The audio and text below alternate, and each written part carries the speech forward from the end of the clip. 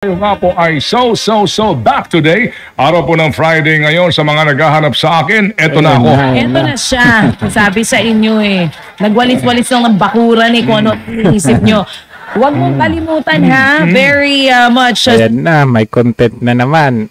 strong, very much alive. Kasi alam mo, sabi ng mga nakamiss sa'yo, next time daw, pagka daw ikaw ay magbe-vacation leave, mag-iwan ka daw ng video message. Ganon. Magpa-press con ka daw sana para daw di sila nagugulat. Kaya siguro Magsasabi ka. Siguro maggagawa na ako ng vlog. Para sa simula pa lang I woke up like this.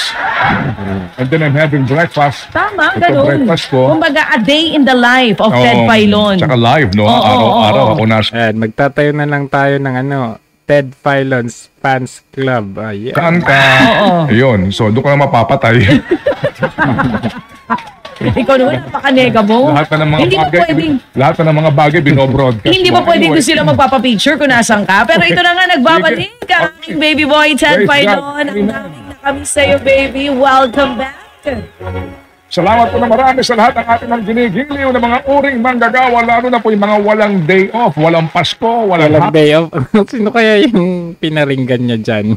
Walang day off daw, walang Pasko. holiday. Ang dami po nila. At tayo pinagbibigay pugay po. Ang dami po nila, walang day off. Pero yun nga yung sabi natin walang day off. So hindi pala niya day off yung nanood ng concert. Ang dami nilang ganyan. Sa inyong lahat ng mga uring manggagawa na nagpapagalho talaga at ang galaw sa mundo ay patas. Patas. Amen. Mamaya, isa-isayin natin sa baby girl, ha? Yun na nakuha kong balita. Nagpunta ka daw sa isang restaurant, yung pag-asa, ito na muna tayo. Alin? Ay sinasabi mo, Ano? nakayakapan mo ng mahigpit, si nanay. Ay saan ka ba kasi naglalagi? Balita ko nga din, pinagkaguluhan ka na naman ng mga umiidolo sa'yo. Sobra ka naman sa pinagkaguluhan. Ayun na sinasabi, yun na nakuha kong balita. Nagpunta ka daw sa isang restaurant, pinagkaguluhan ka doon, isa si nanay, sa nakadaupang palad mo, niyakap ka ng mahigpit. Hindi naman, baby girl. Nagpa-picture lang naman. Iba ka talaga. Saka yakap-yakap ng mga senior. Ay nako, sinabi mo diba? pa. Alam mo na, kapwa natin mga senior yan Ay, pero hindi ko naman sila masisisi kung talagang idoling kanila. Parang yung mga nagko-comment dito sa YouTube Live, ang sabi nga nila, welcome back, idol. Kasi nga dahil sa iyong credibility pagdating sa pagbabalita. Ikaw talaga. Partner! Ikaw talaga. Hindi ho may tatanggi. Importante na tama po ang ating ibinabalita. Ang mga informasyon ay fact-checked ika nga po at na-verify muna. Ngayon, mga kapatid, budget. Right. Budget po ang pag-uusapan din natin mamaya. Kasi po, ang sinasabi ho ng Malacanang, thorough daw po, no? Thorough pag-aaral ng ating presidente. Massive na, pumala naman. Megalon? Bago pirmahan, talagang binusisi ng maigi. Bukas daw ang pirmahan? December 30, Monday. Monday. Isasabay sa Rizal D. Okay, so nangangahulugan na wala nang saysay yung pinagdaanan natin ng budget deliberations. At saka yung sinasabing BICAM na yan, na photo op lang pala, di ba? Picture lang, nagpulong sila doon. Saan? Sa Manila Hotel. Wow! Gumasta pa kayo ng pagkalaki-laki. Wow. Hindi ba? I mean, ako, aga-aga nito. Sige, babalik ko na. na-miss namin I sa'yo am so back. At nang lumabas po yung versyon ng end of the day, budget. Ano pang saysay, mga kapatid? Ng BICAM. Ng mga gastos pa tayo ng gas. At the end of the day, yung small committee na yan, practically po, hindi pala kasama mismo yung finance committee chairman ng Senado. I mean, ay sa ating mga mukhang iba. Di ba? Mukhang may mga nagdesisyon lamang dito. At nang lumabas po yung versyon ng small committee ng BICAM na yan, kahindik-hindik. At hindi pa ho sila kikilos nga kung hindi po nag-ingay dito ang marami. Yes. Kung hindi po sinabihan sila na itong pinaka-corrupt na budget sa kasaysayan ng Pilipinas. Kaya ko rin po natataka naman din, bakit yung mga anti-corruption advocates dyan sa ating pong mga para tahimik sila, di ba? Tahimik. Walang say. Well,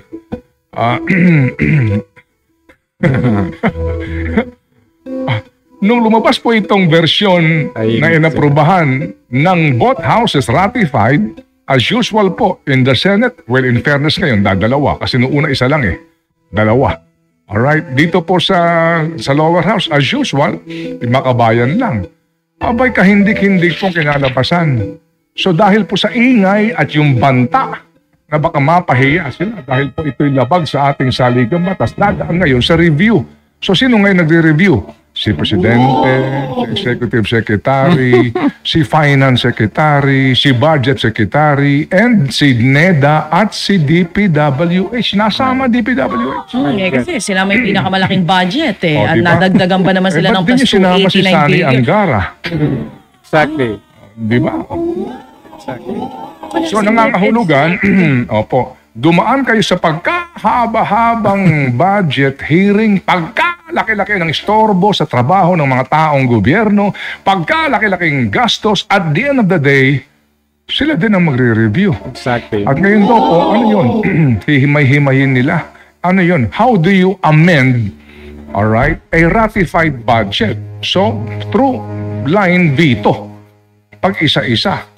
Baka at the end of the day, magkaroon na naman dito ng ilang pahong constitutional issue kasi sinasabi ho ng iba, ang mga panukala ng iba, ibalik sa amin, ayusin namin, and we will ratify again. Ayaw naman ng Pangulo ng Ayaw gano'n. naman daw po kasi hindi daw yun yung proseso. Hindi daw ganoon Well, yun. anyway, Kasi ratified nandiyan naman na sa nga. kanyang opisina yung dating Supreme Court Chief Justice, maalam sa batas, so hintayin natin.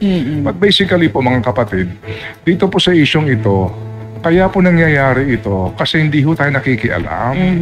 Mabuti po na lamang at may mga tao and we have to give credit sa mga tulad po nila Cielo Mado. No? At ilang pahong mga cause-oriented persons na concerned sa budget na ito.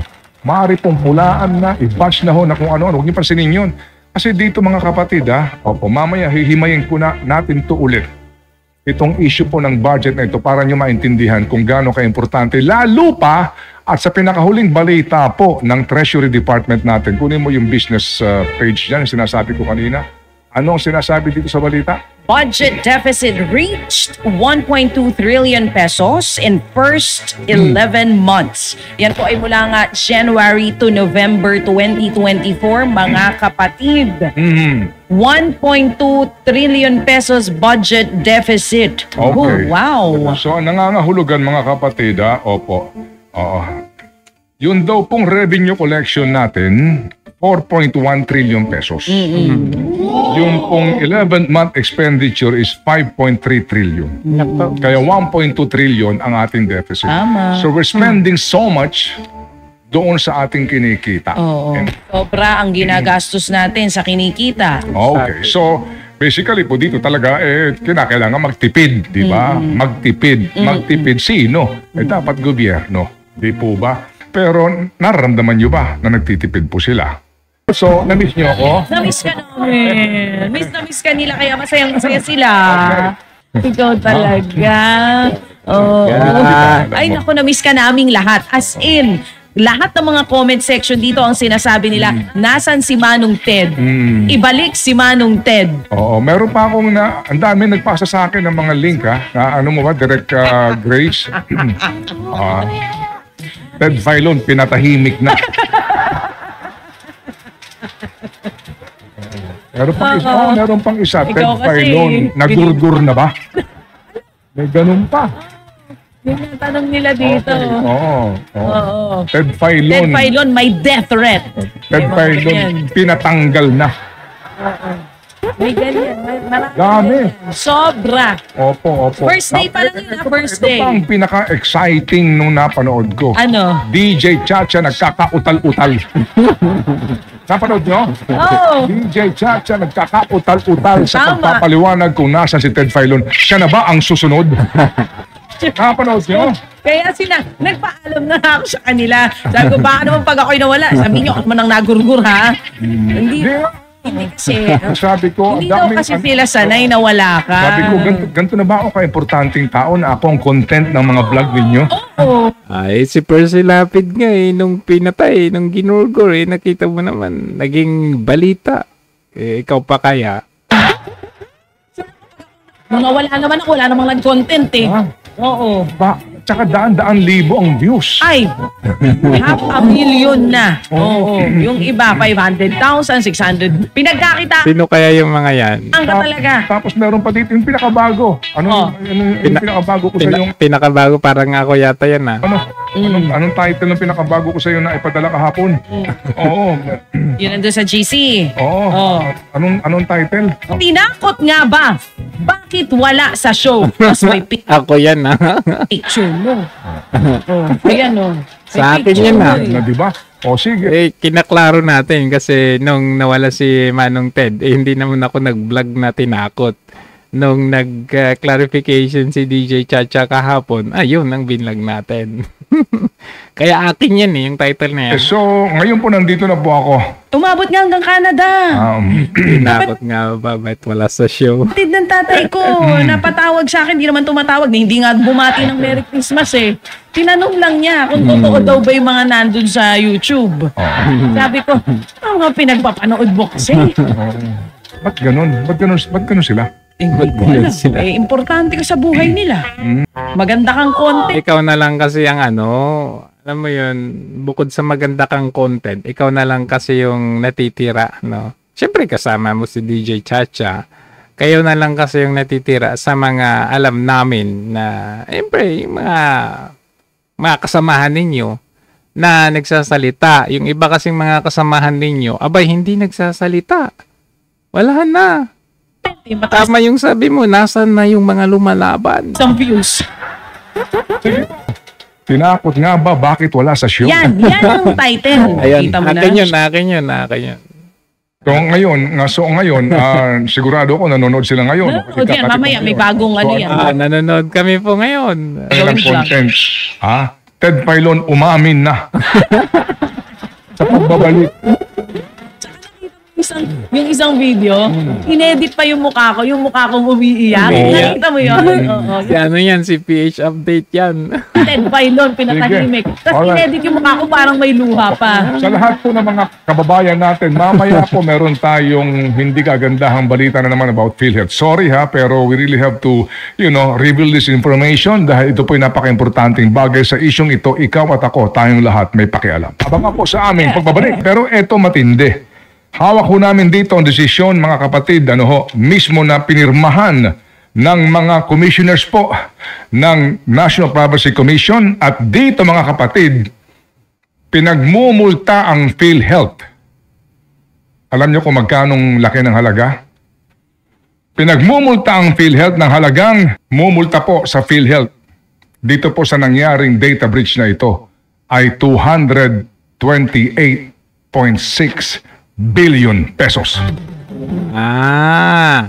Isa itong taktika para makuha yung reserve fund ng PhilHealth. Ang detalye, ano po ang reaksyon ng inyo pong union dito po sa inilabas na nga na desisyon ng National Privacy Commission at ito po ang pinakadulo po nito doon po sa kanyang dispositive portion. Mamaya ko po babasahin ng ilang pang mga nakalagay dito, but basically po dito sa dulo sinasabi po na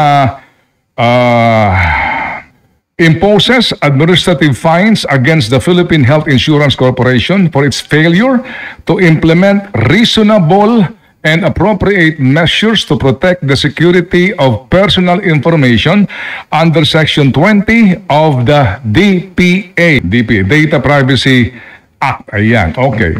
The administrative fines to be imposed shall be 2% of Philippine Health Insurance Corporation's 2022 gross annual income, which is 228,633,019,710 pesos and 96 centavos.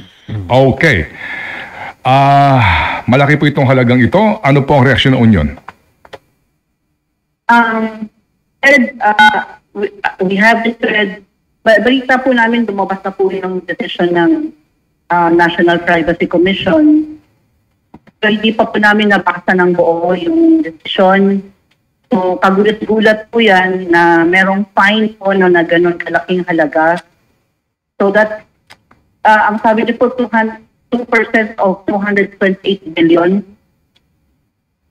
I'm computing right now, that's 4 billion 560 million. Kung 2% po yan, 4 billion, 560 million po.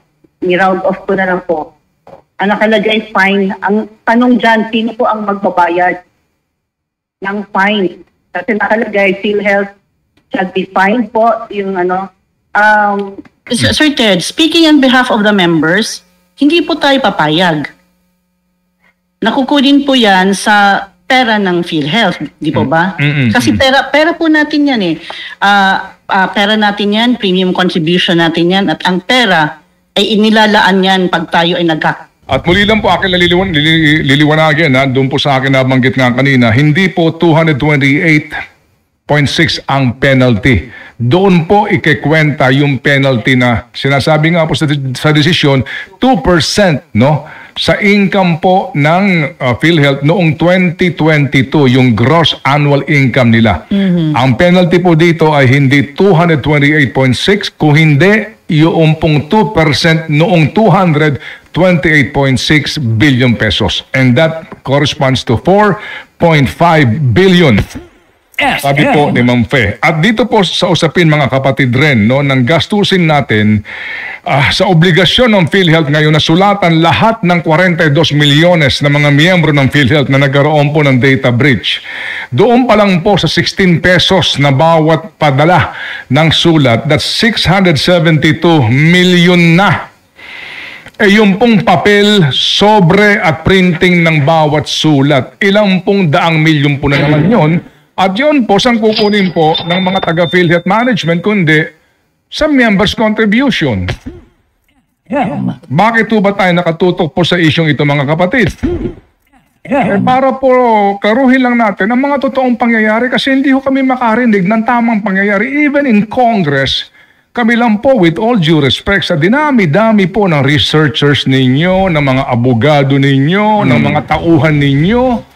Bakit po wala ho nagbabanggit sa laman ng COA report na pinag-usapan namin mismo ni Ma'am Heidi Mendoza, ni Shelo Magno, ni Ma'am Pedito, na ito po ito ay hindi nagsisinungaling.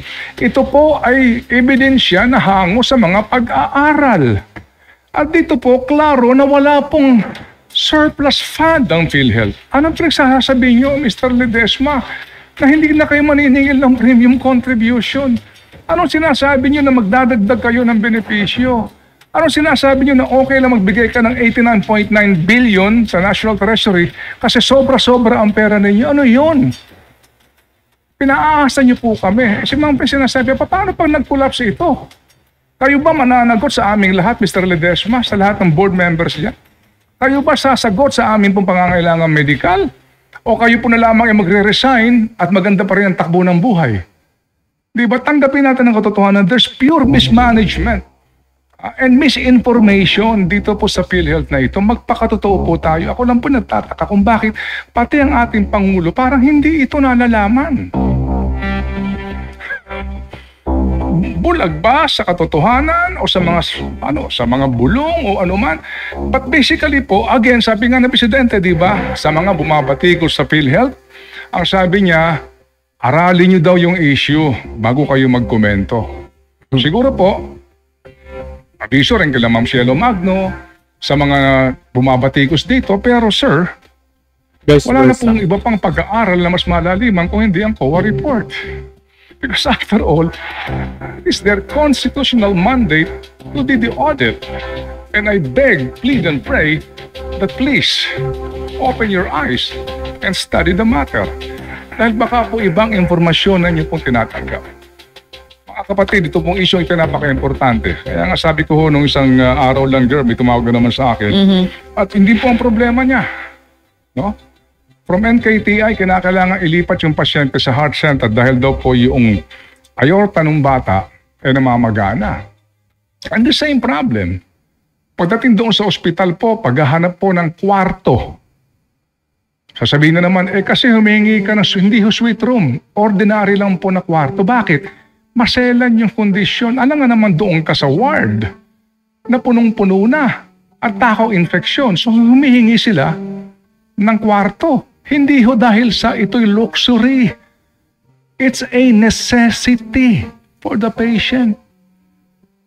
Alam niyo magkano pinahahanda sa kanila? 4 million pesos. My God. For Diyos por Santo. Malapit sa akin, saan ka makakahingi ng guarantee letters na naman? Para lang masiguro na bibigyan ka ng atensyon sa heart center. 4 million pesos. Saan ka kukunin ng ganung malaking pera? Hindi ba? So, iyan po ang sitwasyon. Kasi nga, kung PhilHealth ang aasahan mo, magkano? 26,000. Di ba? Mga kapatid, this is a very, very big problem for all of us. Itong 2025, ito po yun. Kaya sa akin po dito talaga, nasan na kayo? Nasaan na? Nasaan na ang ating mga halal ng bayan? Nasaan na ang mga lumalaban sa katiwalian? Nasaan na ang mga lumalaban sa korupsyon? Bayad na. Nasaan na ang mga lumalaban para sa kalusugan ng bayan? Nasaan kayo ngayon? Kailan namin marinig ang boses nyo? Muli. Diba? Kailan namin maririnig ang tapang nyo, gaya ni Ma'am Faye? Di po ba? Mga kapatid, nangyayari po ito kasi hinahayaan lang natin. At huwag nating hintayin ang pagkakataon na paggising natin, wala ng pera ang PhilHealth. At hindi na po tayo aasikasuhin sa mga ospital dahil ang laki ng utang sa kanila ng PhilHealth. Bayan, kailang kagigising? SM. Think about it, mga kapatid. And Merry Christmas. Grabe. Happy New Year. Atin yan, kanino kukunin yung 4.5 billion pesos na ibabayad po sa penalty na ipinataw nga po ng NPC dahil sa nangyaring Medusa hacking noong nakaraang taon. Ito, edi saan pa? Gusto nilang hold upin yung reserve fund ng PhilHealth. Hindi na nga binigyan ng subsidy, Gusto pang kunin yung mga reserve fund. Gumagawa sila ng gumagawa. I mean, di ba? Instead na sabihin sa PhilHealth, ibayad ninyo yung excess fund or reserve fund na yan sa mga utang ninyo sa public, sa private hospitals na pinagkautangan natin. Salib na ganun, wala, kinuha. 89.9 billion. Tapos ngayon, may 4.5 billion na penalty daw. Wow. Di bakit yung nangyaring hacking sa sa DOST ba yun? Bakit hindi yun penalize? DICT pala, bakit hindi penalize? Grabe na talaga ang gobyerno ngayon, Kaya itong pagbabalik ni Ted Filon talagang napaka-importante din kasi sila na lang ang natitira sa mga mainstream media. Siyempre, kasama natin kahit magkaiba man tayo ng boses, iisa lang naman ang ating laban. Yun lamang ho, welcome back